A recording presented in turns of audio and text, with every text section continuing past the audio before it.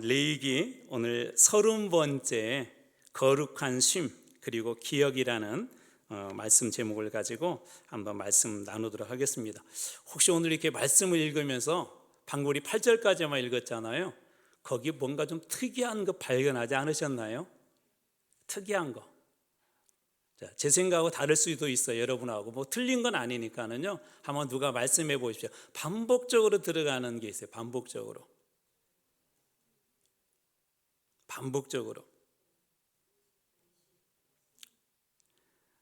시간이 많이 가니까 제가 하겠습니다. 자, 여기 보면 예를 들자면은 2절에 나의 절기, 또 후반에도 여호와의 절기, 또 3절 끝에 보면은 여호와의 안식일, 4절 끝에도 여호와의 절기, 또 5절에는 끝에 여호와의 유월절, 6절에도 여호와의 뭘로 되어 있죠? 무교절. 전부 다 여호와의 무엇 여호와의 무엇 한마디로 하자면 여호와의 절기에 관한 것들이 오늘 그 본문의 그 말씀인데요. 얼핏 이 말씀을 보면 우리하고는 좀 관계가 먼 것 같습니다. 우리한테는 오히려 추석, 설 그러면 훨씬 더 좀 이렇게 느낌이 올 터인데 여기 뭐 유월절, 초막절, 초실절 1차적으로 이 절기는 누구의 절기죠? 어느 나라의 절기죠? 그렇죠. 이스라엘, 특별히 유대인들에게 있어서는 중요한 절기지만 이 말씀을 읽으면서 우리하고는 왜 상관없는데 하나님께서는 레위기를 통해서 이런 다양한 절기에 관한 그런 말씀을 하실까요? 이 절기들은 수천 년 전 이스라엘의 광야를 걷고 있을 때 하나님께서 이스라엘 백성들에게 야 너희들 이런 절기를 지키라라고 주신 그 절기들입니다. 그러나 이 본문을 자세히 우리가 쳐다보면 이 절기들이 단순히 어떤 유대교나 유대인들을 위한 절기가 아니라 오늘 이 절기 속에도 우리를 향한 하나님의 놀라운 메시지들이 들어있는데 죄로 인해 안식을 잃어버린 우리 인간들에게 하나님께서 어떻게 회복해야 할지 이 절기를 통해서 말씀해 주시고 있습니다. 우리 한마디로 이렇게 축약하자면요, 이 절기는 이것도 기억하세요. 이 절기는 예수 그리스도의 예표입니다. 다시 말해서 이 절기는 모두 다 예수 그리스도와 연관이 있다는 거예요. 그래서 오늘 신약시대를 사는 우리들, 신약시대 이후를 사는 우리들에게도 이 절기가 주는 놀라운 그런 뜻들이 있습니다. 자, 그렇다면 먼저 우리가 절기란 무엇인지 좀 이해가 필요한데요. 23장 2절 말씀입니다. 이스라엘 자손에게 말하여 이르라. 이것이 나의 절기들이니. 이걸 아까 주에서 한번 바라보자. 나의 절기, 너희가 성회로 공포할 여호와의 무엇들이다? 절기다. 이 절기라는 말이 히브리어로 모에드라고 하는데 모에드 뭐 안 외우셔도 괜찮습니다. 뜻이 뭐냐면 약속된 만남. 그러니까 절기를 통해서 누군가 만난다는 걸 알 수가 있죠. 이것도 하나님께서 다 약속을 해놓는 거예요. 지난번에 어느 장로님을 뵀는데 그 장로님은 이렇게 좀 교회 안에 요즘 교회 학교가 약하잖아요. 이게 성경학교를 할 수 있는 교회들이 사실은 많지 않습니다. 의외로 너무나 적습니다. 교회 안에도 적다 보니까 작은 교회들 이렇게 모아가지고 이렇게 연합으로 성경학교를 해요. 그래서 아동부, 중고등부 이런 여름 수련회 성경학교를 하는데 이분은 미리 그해 이게 올여름 예를 들어서 7월 10에서 11일 이렇게 한다 그러면 끝나자마자 그냥 그 자리에서 바로 그 다음에 이 성경학교 그 날짜를 그 수련회를 이렇게 잡아버리는데요. 그렇지 않으면 잡을 수가 없답니다. 그래서 다음에 몇 날 며칠 우리 이곳에서 다시 만나자라고 미리 장소도 정해놓고 시간도 정해놓고 그렇게 약속된 만남이라는 뜻이 바로 이 절기라는 그 뜻 속에 들어 있습니다. 이것은 어떤 의미냐면 하나님께서 야, 이날을 만큼은 너희들이 시간을 떼어서 나와 특별히 만나야 된다라는 그런 의미가 들어 있습니다. 그래서 다른 시간은 몰라도 이 절기만큼은 하나님을 위해서 하나님과의 만남의 시간을 위해서 구별해서 떼놓은 시간을 오늘 본문에서 이야기하는 절기라고 합니다. 이런 의미하고 비슷한 것도 있죠. 이 시간의 모든 주인이 하나님이신데 그 중에 일부를 떼어서 하나님 이것도 하나님의 것입니다. 시간의 모든 주인이 하나님의 것입니다 라는 의미를 가진 구약의 대표적인 하나님의 명령이 하나가 있죠. 그것은 뭐냐면 11조입니다. 11조. 우리 모든 물질은 하나님의 것이지만 10분의 1을 하나님 앞에 드림으로 하나님 제가 가지고 있는 모든 물질의 주인도 하나님이십니다라고 고백하는 것처럼 이 절기의 시간들은 하나님 저에게 주신 이 모든 시간들, 이것도 하나님의 것입니다. 특별히 그날을 떼어서 구별함으로 시간의 주인이 누구인지 하나님과 만남을 통하여서 재확인하고 또 어그러졌던 그런 관계를 회복하는 것이 바로 이 절기입니다. 이런 의미에서 보면 오늘 우리들에게도 절기 같은 시간들이 있죠. 우리 교회도 하나님하고 약속을 한 시간이 있습니다. 뭐죠? 주일 공예배 오전 11시에는 우리 모여서 예배드린다. 또 우리 어린아이나 중고등부나 또 유아유치부 아이들은 9시에 모여서 예배드린다. 또 주일 오후 시간에는 우리가 2시에 모여서 예배드린다. 수요일 날은 또 7시 반에 이렇게 예배를 드린다는 정해진 시간들이 있는데, 이 개념이 구약의 절기 개념과 똑같습니다. 그 시간을 구별하여 하나님 앞에 드림으로 우리가 하나님과 어떤 관계인지, 또 그 시간이, 우리의 모든 시간의 주인이 누구인지를 고백하는 그 시간이 오늘 우리들에게 예배가 구약의 절기와 같은 그런 의미를 가지고 있습니다. 더불어서 오늘 본문에 보면 그 절기를 지키기 위해서 모이는 모임을 성회라고 그렇게 이야기하는데요. 성회는 이 히브리어로는 미크라라는 말이에요. 미크라, 이게 카라라는 말에서 왔거든요. 부르다라는 그런 의미인데, 부름을 받아 모인 회중, 그러니까 성회라는 게 하나님께서 약속 시간을 잡고 야 너희들 이때 모여라고 모였을 때 그 모임을 그냥 세상의 모임처럼 얘기하지 않고 거룩한 모임이다 라고 해서 그래서 성회라고 합니다. 성회. 우리 예배와도 비슷하죠. 또 우리 구역 모임을 할 때도 우리 다음번에 이날 모여요 그러면 그 시간도 성회인 것입니다. 구약적인 개념으로 보자면 거룩한 모임이라는 거죠. 그래서 하나님께서 그 믿는 사람들, 하나님의 자녀들을 이렇게 불러서 모아주신 그 모임을 성회라고 합니다. 이러한 절기들이 있을 때마다 했던 중요한 행위 하나가 있어요. 우리나라에도 이게 있었어요. 뭐냐면 나팔을 붑니다. 나팔을 불면은 야 오늘이 6월절이다 우리 다 같이 모이자라고 그 나팔 소리를 듣고 사람들이 이렇게 모여듭니다. 그래서 그때는 일상의 모든 일들을 다 멈추고 모여들죠. 우리나라도 이런 거 있었죠. 요즘은 그거 하면 안 되는데 이거 있었어요. 혹시 뭔지 아세요? 우리나라도 있었어요. 교회가 이걸 했었어요. 옛날에. 그렇죠. 맞아요. 지금 뭐 우리 교회도 없지만 밖에 이렇게 종을 이렇게 이게 치기도 하고, 또 나중에는 그거 말고 어떻게 했죠? 이게 스피커를 통해서 이렇게 차인배설을 이렇게 내보내면 농촌 같은 데 막 일을 하다가 야 예배 시간 됐다 이제 빨리 씻고 들어가서 준비하자 하고 가서 이렇게 준비를 해서 이렇게 예배당으로 갑니다. 마찬가지로 구약의 절기 때는 나팔을 불었어요. 그래서 이날은 시간을 야 이제 우리가 하나님과 만나는 날이다, 우리가 6월절이 시작된다, 초막절이 시작된다, 다 같이 모이자 해서 이 나팔을 불어서 함께 모이기도 합니다. 그리고 그때 모여서 무엇을 하냐면 세상의 모든 소음들을 차단하고 가장 중요한 하나의 행사가 있었는데, 그것은 뭐냐면 말씀을 듣는 거였어요. 하나님께서 주신 그 말씀을 듣는 거.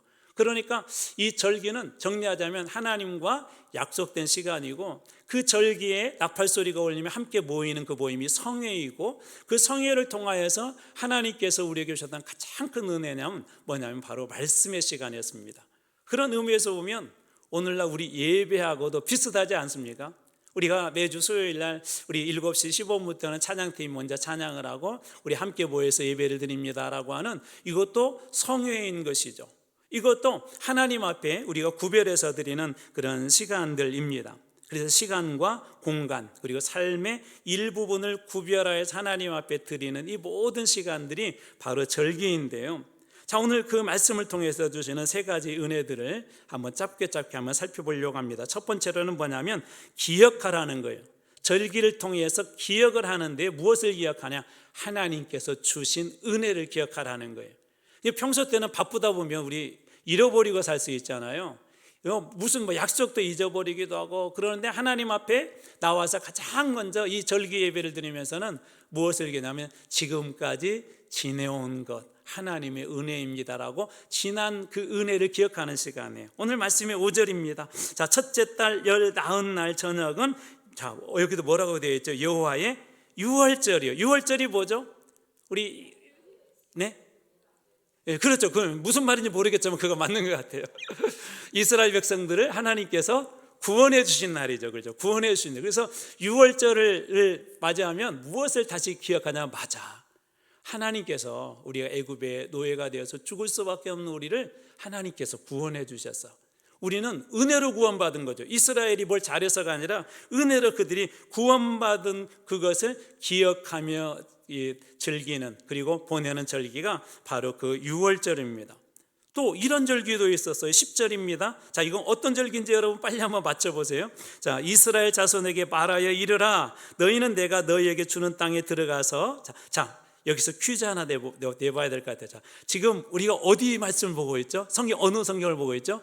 자, 이걸 기억하세요. 그리고 이제 퀴즈를 냅니다. 자, 이 말씀은 가나안 땅에 들어간 후에 주신 말씀이다, 들어가기 전에 주신 말씀이다? 갑자기 자신이 없어져요.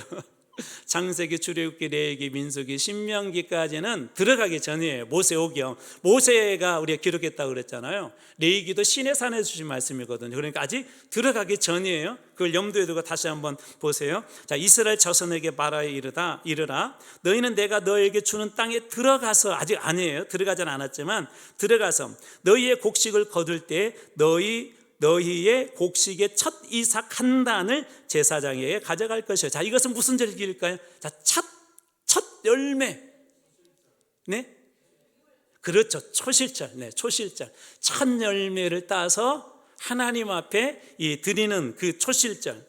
이것은 어떤 의미가 있죠? 우리가 첫 번째 것은 늘 대표성이라고 그래서, 또 첫 번째 것은 어떤 의미가 있냐? 첫 소출을 드림으로 이 모든 것은 하나님의 것입니다. 또 이렇게 우리가 앞으로 얻게 될 모든 수확은 하나님의 은혜로 얻게 된 것입니다 라고 알려주고 또 교훈하는 그 절기가 바로 이 초실절이에요. 그래서 유월절이나 초실절은 어떤 의미가 있느냐? 과거에 주셨던 구원의 은혜를 다시 되돌아보고, 또 이 땅에 와서 살아가는 하나님께서 은혜를 주셔서 우리가 이 땅에서 이렇게 곡식도, 맛있는 곡식도, 맛있는 과일도 먹을 수 있게 되었다라고 과거에 주신 은혜를 기억하는 그런 절기입니다. 그런데 우리는 잘 잊어버리죠. 잘 중요한 것도 어느 때는 잊어버리고 삽니다. 가끔 영화나 드라마에 보면 이런 장면들이 등장하죠. 아주 중요한 결혼기념일이나 혹은 또 자녀의 생일이나, 그 자녀 너무나 중요해서 그날 약속을 했는데, 그 생일날 맛있는 케이크를 사가지고 가기로 약속을 했는데 아빠가 회사 일이 너무 바빠가지고 그만 잊어버리고 맙니다. 집에 이렇게 돌아갔는데 이렇게 이것저것 생일 파티할 준비는 되어 있는데 케이크 없는 것을 보고 그때서야 아빠가 깨닫습니다. 맞아, 우리 딸 생일이었었지, 우리 아내하고 내가 결혼한 결혼기념일이었었지. 너무나 바쁘게 지내다 보면 우리는 그런 것들을 다 잊어버립니다. 인간은 망각의 존재인 것이죠. 광야 이스라엘도 보십시오. 어떤 일들을 만났죠? 홍해가 갈라지는 놀라운 일들을 그들이 이렇게 경험했고요. 또 하나님께서 만나 메추라기를 내려주는 것도 경험했고요.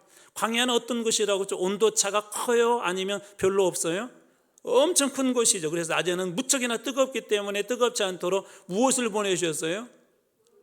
그렇죠, 구름기둥으로. 그 다음 밤에는 무척이나 춥거든요. 그래서 하나님께서 무엇으로? 불기둥으로. 그러니까 이 이스라엘 백성들 하나님이 밤낮 쉬지 않고 지켜주시고 보호해 주시는 그런 수많은 은혜들 날마다 경험하잖아요. 날마다 만나도 하나님이 주신 그 만나도 하나님께서 주신 그 만나를 먹고 광야를 걸어가는데 어느 순간 그걸 잊어버렸어요. 잊어버리는 순간 뭐가 나오죠? 하나님의 은혜를 잊어버리면 뭐가 나올까요? 그렇죠, 불평과 불만과 원망과 남에 대한 비난으로 자꾸 이어집니다. 은혜를 잊어버리면 그래요.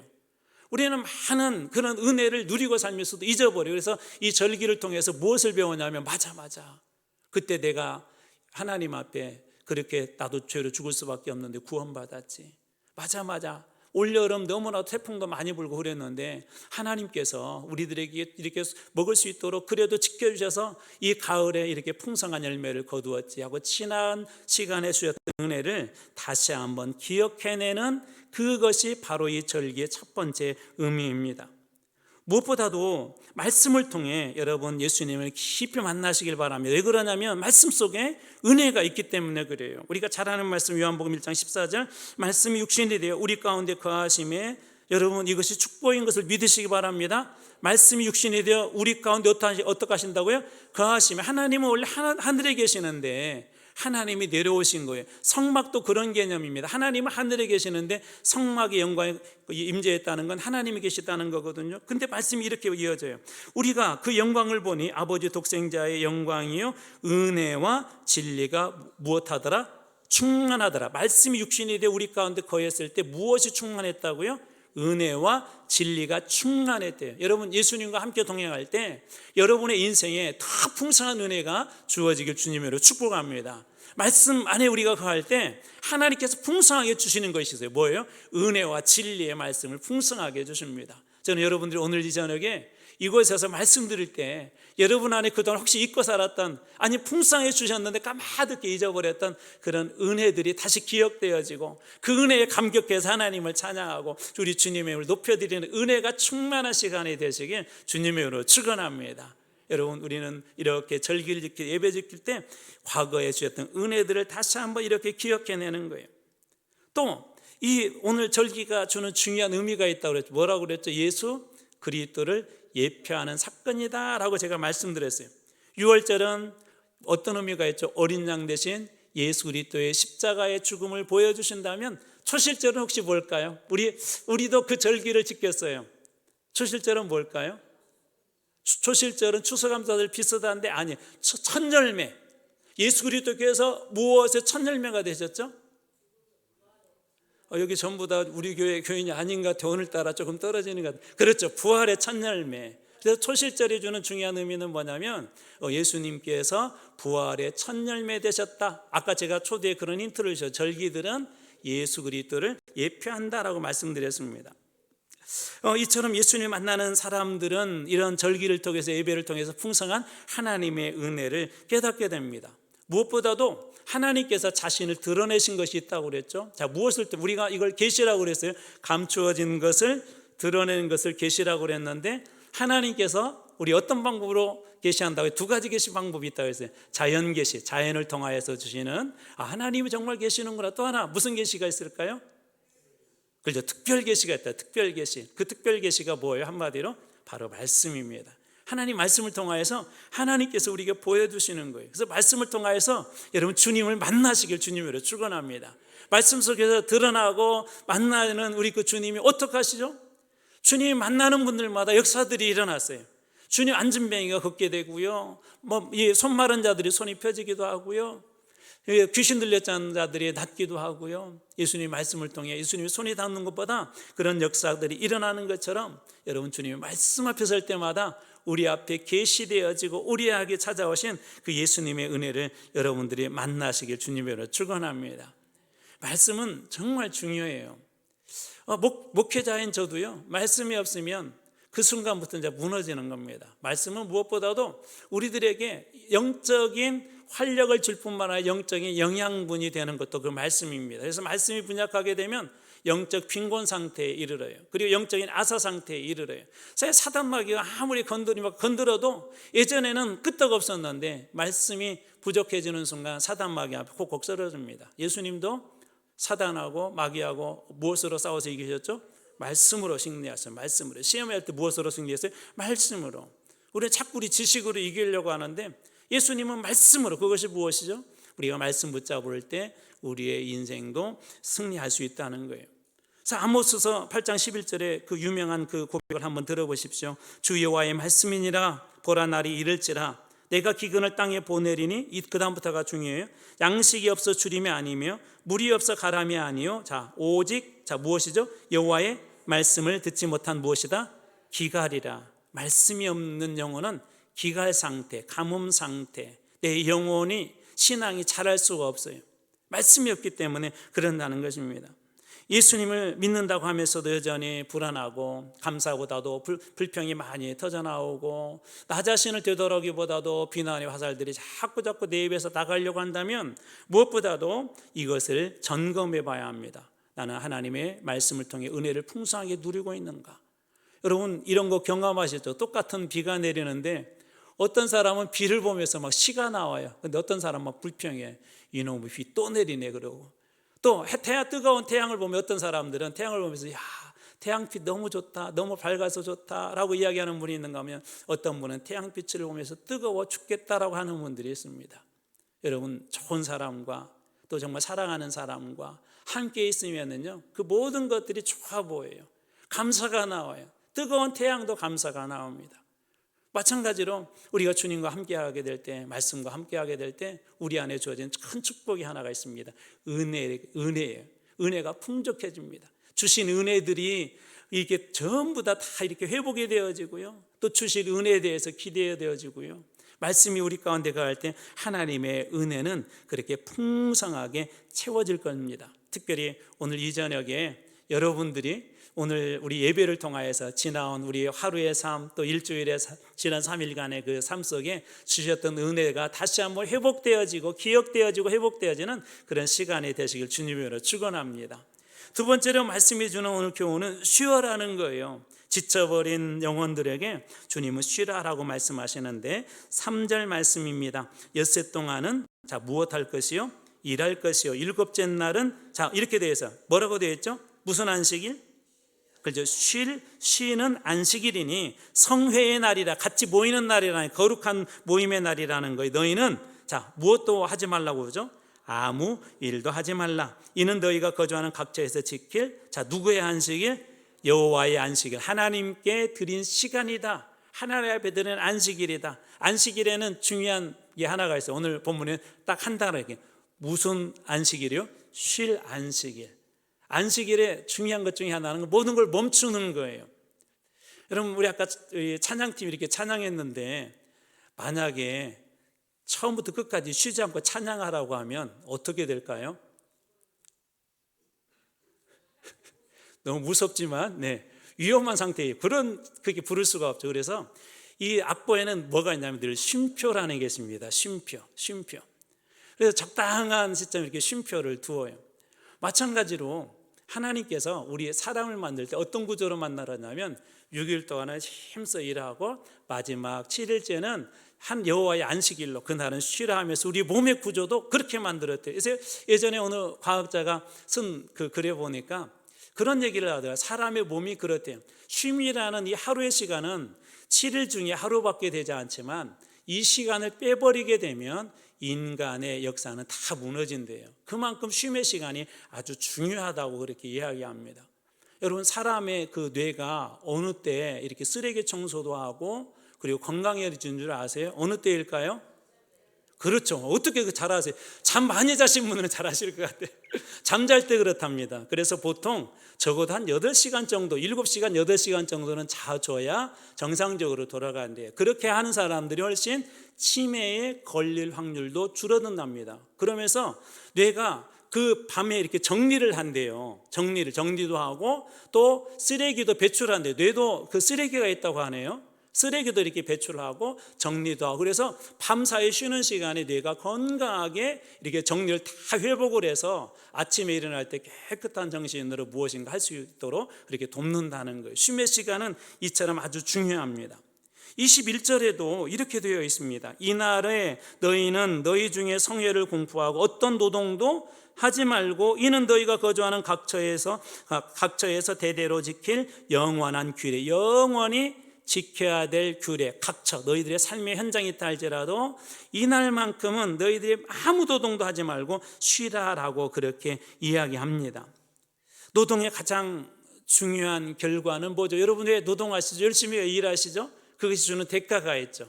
우리 물질이라는 게 있죠. 소득이라는 것이 있죠. 일한 만큼 우리 많이 얻는다는 그런 나름대로 우리의 생각들이 있습니다. 그런데 하나님께서는 왜 안식을 명하시냐면 너희들 6일 동안이라고 제7일 쉬어도 내가 너희들의 시간과 너희들의 물질과 그 모든 것들을 책임지는 사람이야라고 하는, 책임지는 그 하나님이야라고 하는 그 의미가 이 안식일 속에 들어있습니다. 다시 말해서 구원도 일용할 양식도 인간의 노력이 아니라 하나님의 은혜로 주어진다.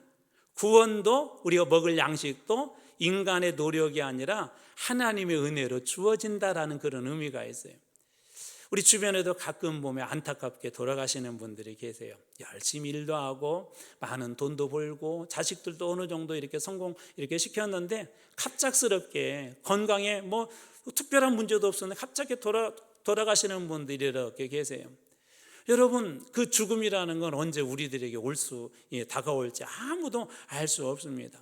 그런데 많은 분들이 우리 세상에서 뭐 보험도 들잖아요. 아플 때를 위해서 보험도 들고 여러 가지 들지만 가장 정작 중요한 우리 영혼의 보험, 우리 천국의 보험, 하나님 나라에 쌓을 그런 상급에 대해서는 많은 사람들이 고민하지 않는다는 거예요. 많은 분들이 그것을 고민하지 않는다는 겁니다.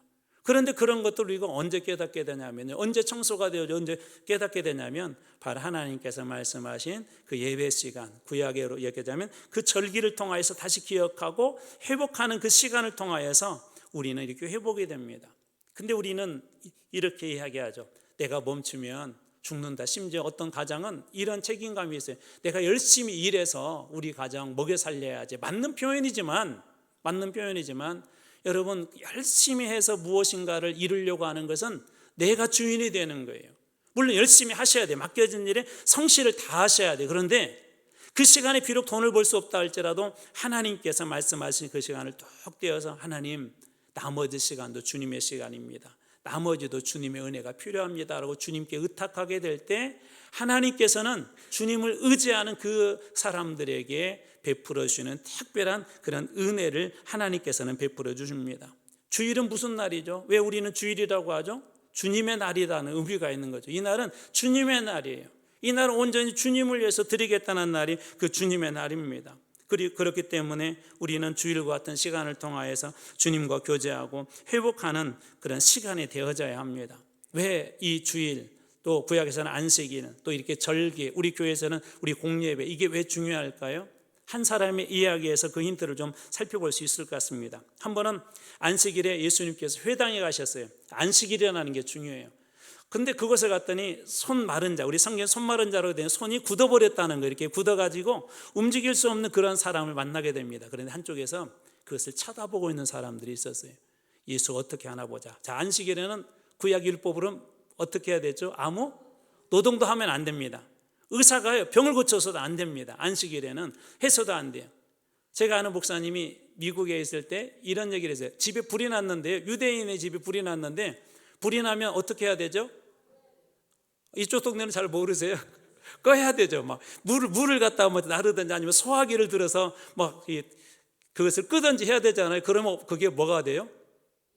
그렇죠. 일이 돼요. 노동이 되다 보니까 이분이 그것도 못하고는, 옷 못하고는 도와달라고 와서 네가 좀 불 좀 꺼달라고 그렇게 얘기하더라는 거예요. 안식일은 유대인들에게 있어서는 그 문자 그대로 아무 일도 하지 않으면 안 되는데, 이 사람들이 한쪽에서 보고 있는 거예요. 이 안식일날 회당에 있는 사람이 손이 이렇게 굳어버린 사람이 어떻게 하나 두고 보자. 만약 예수가 저 사람을 고치게 되면 안식일을 범하는 거고 율법을 무시하는 거고, 율법을 무시한다는 하나님을 무시하는 거니까 저 사람을 한번 그것으로 올감해 보자 하고 옆에서 보는 사람들이 있었어요. 그거에 대해서 딴지를 걸려고.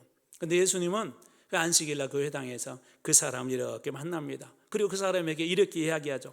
마태복음 12장 13절. 이에 그 사람에게 이르시되 손을 내밀라 하시니 그가 내밀매. 이 부분이 중요해요. 손을 내밀라. 지금 누가 말씀하시는 거죠? 손을 내밀어라는 예수님이죠. 자, 내밀었다는 건 누가 내밀었다는 거? 손 마른 사람이 내밀었다는 것이죠. 여기가 중요합니다. 다시 한번 보십시오. 손을 내밀라 하시니 그가 내밀매. 자, 어떻게 되었어요? 다른 손과 같이 회복되어 성하더라. 한쪽이 이렇게 몸이 굳어버렸는데, 손을 내밀라 그럴 때 자기의 굳은 몸이었지만, 굳은 손이었지만 예수님 앞에 내밀 때 예수님께서는 그의 한 손, 마른 손, 굳어버린 그 손을 다른 한 손처럼 자유롭게 움직일 수 있도록 예수님께서는 회복을 시켜주십니다. 여러분, 진정한 쉼은 듣는 데서 시작되어집니다. 우리 말씀을 들을 때 여러분의 인생이 굳었던 신앙들이 다시 회복되어지길 주님의 이름으로 축원합니다. 말씀을 들을 때 그런 거예요. 근데 말씀은 어떤 의미가 있냐면요, 우리 가운데 안식을 줘요. 말씀을 들을 때 우리가 잘 아는 이사야 말씀에 이런 말씀이 나요. 두려워하지 말라, 내가 너와 함께 하면이라. 여러분, 그 말씀을 들 때 여러분의 마음속에 안식이 찾아와야 돼요. 여러분 마음속에 쉼이 찾아와야 돼요. 바쁜 사람들은 하나님의 말씀을 듣는 것보다도 일에 집중합니다. 그런데 바쁘고 힘들지만 그 짧은 시간에 하나님의 말씀을 되새기고 말씀 앞에 설 때 주님께서는 우리들에게 필요한 말씀을 했어요. 지금은 네 손이 굳었으니까 손을 내밀어라. 지금은 내가 기도할 시간이니까 기도해라. 지금은 이 말씀에 이렇게 순종해라 말씀하실 때, 바로 그 말씀 가운데 주는 그 쉼 가운데 우리 주님께서는 회복시켜 주신다는 거예요. 이런 일도 있었죠. 우리가 엘리야는 850명의 바알과 아세라 선지자와 이렇게 싸움이 있었죠. 이 영적 전투기 때문에 많이 힘들었을 거예요. 그런데 이 사람들과 싸움에서 이기고 그 사람들을 기손 시내가에 데려가서 다 죽여버립니다. 그러자 그때 당시에 아합의 아내였던 이세벨이 이렇게 얘기를 해요. 금방 그 소문이 엘리야에게까지 들어가는데, 엘리야 너의 목숨도 네가 죽인 그 직속 신학교였거든요. 바알과 아세라 선지자 학교의 교장이 누구였냐면 바로 그 아합의 아내였었어요. 근데 그 사람이 뭐라고 얘기하냐면, 너도 저 사람들처럼 될 거야, 엘리야가 이야기하니까 그날 밤에 도망을 치죠. 로뎀나무에 죽기를 강구했고 겨우겨우 해서 이제 호렙산에 도착했습니다. 40일 만에 40주 40야를 가서 그곳에 도착하게 됩니다. 근데 그 다음에 정말 중요한 장면이 하나가 이렇게 등장합니다. 엘리야가 하나님 앞에 너무나도 힘들어서 이렇게 기도를 해요. 하나님, 주님, 제가 얼마나 주님을 위해서 힘을 다해서 섬겼는지 아시지 않습니까? 제가 이 백성들이 주님의 뜻도 모르고 우상을 섬길 때, 언약을 어길 때 제가 그 제단들을 부수고 바알의 제단, 아세라의 제단을 다 부숴버리고 제가 죽을 수도 있는데 그렇게 열심히 섬겼는데 주님의 예언자, 선지자들이 많이 그 이세벨 때문에 죽어갔습니다. 다 죽었습니다. 왜 이런 시련을 주십니까? 이제 살아남은 예언자는 저밖에 없습니다. 그런데 왜 저까지 죽이려 하십니까? 그럴 때 그 유명한, 아직도 이스라엘에 7,000명이 남아있다. 너는 알 수 없지만 7,000명이 남아있다. 근데 그 다음 말씀이 중요해요. 그 다음 말씀이 뭐냐면, 그가 영적으로 이렇게 열심히 살았지만 뭐가 온 거예요? 영적인 탈진이 온 거예요. 하나님 앞에서 죽기를 간구하고 기도를 하자. 원망이 기도해서죠. 하나님, 제가 열심히 일했는데, 열심히 사역했는데 제 꼴이 지금 무엇입니까? 하나님. 그렇게 원망을 할 때 하나님께서 이때 말씀하세요. 이때 이 말씀 한번 잘 보십시오. 열왕기상 19장 11절과 12절 말씀을 제가 한번 읽어드렸지만 한번 잘 보십시오. 여호와께서 이르시되 너는 나가서 여호와 앞에서 산에 서라 하시던, 여호와 앞에 서라는 거예요. 여호와께서 지나가시는데 여호와 앞에서 크고 강한 바람이 산을 가르고 바위를 부수나, 그 다음부터 보세요. 바람 가운데 여호와께서 계신다 안 계신다? 계시지 아니하며, 바람 후에 지진이 있으나 지진 가운데서도 여호와는 계시지 아니하며, 12절 또 지진 후에 불이 있으나 불 가운데서도 여호와는 계시지 아니하고, 바람, 지진, 불, 활활 타오르고 힘이 있는 그런 상황에 지금 여호와가 계시지 않는다고 하면서 마지막 말씀이 이렇게 마무리되어집니다. 불 후에 어떤 소리? 세미한 소리, 작은 소리, 아주 작게 들리는 그 소리가 있었다. 무슨 얘기냐면 그 소리 가운데 하나님이 계셨대요. 세상의 소음과 능력과 세상이 붙잡을 수 있는 권력과 힘과 그 가운데 하나님이 계신 것이 아니라 하나님은 세미한 소리, 하나님의 말씀 가운데, 우리가 말씀 앞에 무릎 꿇을 때 주님께서 들으는 세미한 소리 가운데 계신대요. 매일 만나시면서 그 말씀 읽어갈 때 그 말씀을 통해서 세미한 소리 가운데 계시는 분이 바로 우리 하나님이시라는 것입니다. 탈진을 회복시키는 그 자리는 불도 지진도 아니었습니다. 큰 바람도 아니었습니다. 엘리야를 회복시켜준 가장 중요한 자리는 뭐냐면 세미한 소리의 하나님의 말씀이었던 것입니다. 사랑하는 성도 여러분, 여러분들에게도 이 세미한 자리가 있길 주님의 이름으로 축원합니다. 그 자리에 머물러서 잠시 동안의 쉼의 시간을 가지며 주님의 세미한 음성에 귀를 기울이게 될 때 그 가운데 계시는 하나님, 내가 고통스럽고 힘들고 어렵지만, 우리 가정을 이끌어가는 게 때로 힘들고 어렵지만, 직장에서 나에게 맡겨진 그 일들을 감당하는 것 때로고 힘들고 어렵지만, 그때 여러분들이 바람도 불도 지진도 아닌 조용한 자리에 머물러서 주님의 세미한 소리를 듣게 될 때 그 쉼 가운데 회복시켜 주시는 하나님의 말씀과 은혜를 여러분들이 다 만나게 되시길 주님으로 축원합니다. 세 번째 주신 교훈은 뭐냐면 소망하라는 거예요. 지금 이곳이 전부가 아니라는 거예요. 오늘 말씀의 42절입니다. 너희는 이랫동안 초막에 거주하되 이스라엘에서 난 자는 다 초막에 거주할지니. 자, 이건 무슨 절기일까요? 그렇죠. 초막절이죠. 초막, 풀초자를 쓰는 거예요. 그래서 마치 그런 것들로 이렇게 집을 지었는데 이 광야에서 임시 거처 있는 것이죠. 초막절은 이스라엘이 광야에서 초막에 거주하던 시절을 기억하는 절기입니다. 그런데 하나님은 왜 매년 수십 년, 아니 수백 년이 지난 후에도 가나안의 좋은 집에 사는 백성들, 오늘날도 유대인들 초막절이 되잖아요. 아파트에도 어떻게 되면 베란다가 넓은 베란다를 일부러 만듭니다. 그래서 거기다가 초막을 져요.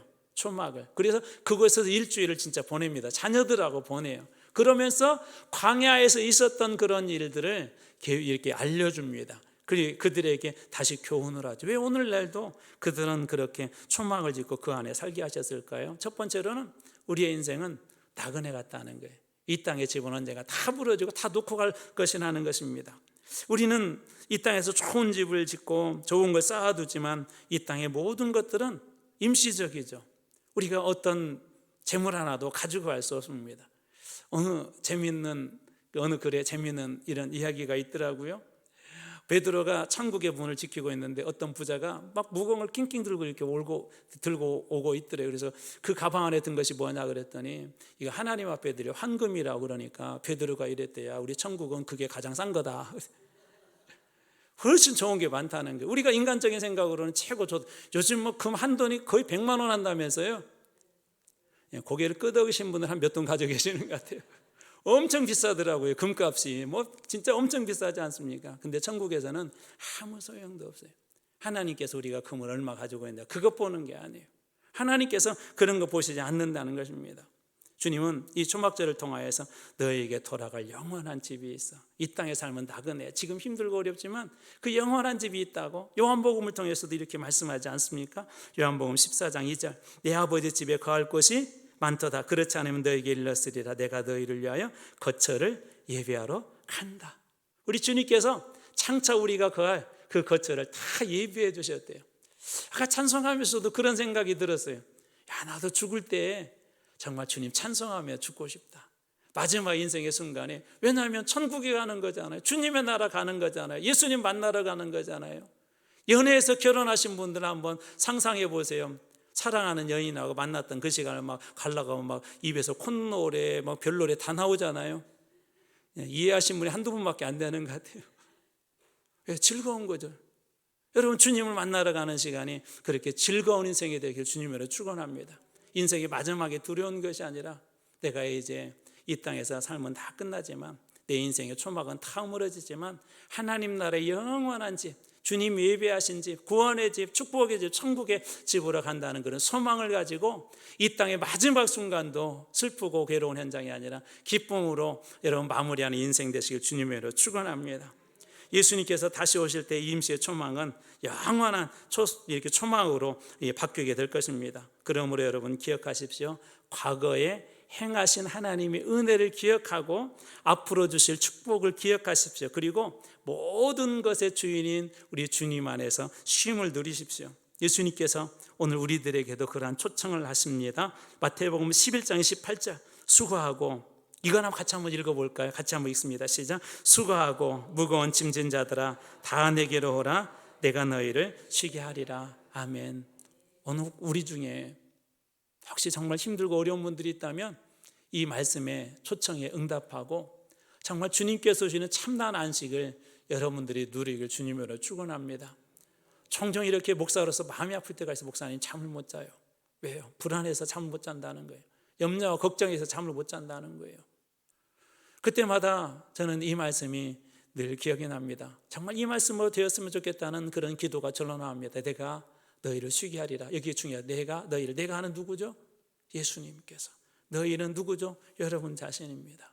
우리 인생을 진정 우리 인생의 쉼과 안심과 평안을 주실 수 있는 분은 우리 아버지 하나님 예수 그리스도 한 분밖에 없습니다. 오늘 말씀을 통해서 우리에게 주신 은혜들은 이런 것들이에요. 이제 말씀을 정리합니다. 구약의 절기들은 누구를 예표한다고요?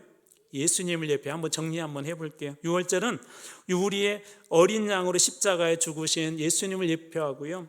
초실절은 사막을 이기고 부활하신 첫 열매인 예수님을 예표하고요. 오순절은 부활 승천의 성령을 보내신 예수님을 예표하고요. 나팔절 다시 오실 예수님을 예표하고요. 속죄일은 우리의 대제사장으로 완전한 속죄를 이루신 예수님을 예표하고요. 초막절 장차 그 백성과 함께 영원히 함께 가실 예수 그리스도를 이 절기들이 보여주십니다. 여러분들이 예배 드릴 때마다 이랑 우리 주님 만나시길 주님의 이름으로 축원합니다. 예배 속에 있을 때마다 우리를 회복시켜 주시고 부활의 소망 속으로 나가게 하시고 우리들 가운데 세상에 줄 수 없는 놀라운 은혜를 여러분들이 다 받으시길 주님의 이름으로 축원합니다.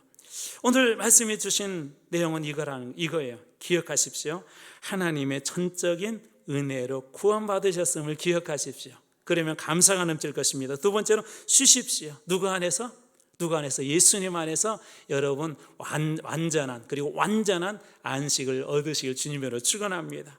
그리고 마지막으로 소망하십시오. 이 땅이 전부가 아니라 우리의 진짜 소망은 어디에 있어요? 우리의 소망은 어디가 있어요? 저 하늘에 있습니다. 우리 주님의 나라가 있습니다. 우리 인생의 마지막 순간에서도 정말 그랬으면 좋겠어요. 우리 교회 안에 그런 간증이 많았으면 좋겠어요. 제가 몇 번 소개했던 저희 교회 장례 몇 가정은 제 기억 속에 지금도 남아있어요. 장례가 이 땅에서 마지막 이별이기 때문에 마음은 아픈데 그 가운데 가족들이 오히려 감사하고 또 소망하고 또 그것을 통하여 하나님 주신 안식을 누리는 그런 가정들을 보게 됩니다. 여러분 우리 인생에 그것도 있을 거예요. 언젠가 있을 거예요. 그때 여러분 모두가 오늘 주신 이 말씀처럼 주님 아래에서 온전한 그 은혜를 다시 기억하고 참다운 쉼을 얻고 무엇보다도 그것을 통하여 하나님 나라의 귀한 백성으로 쓰여지는 여러분들 다 되시길 주님의 이름으로 축원합니다. 제가 말씀 한 번 더 읽어드리고 마치겠습니다. 수고하고 무거운 짐진 자들아 다 내게로 오라. 내가 너희를 쉬게 하리라. 아멘. 기도하겠습니다.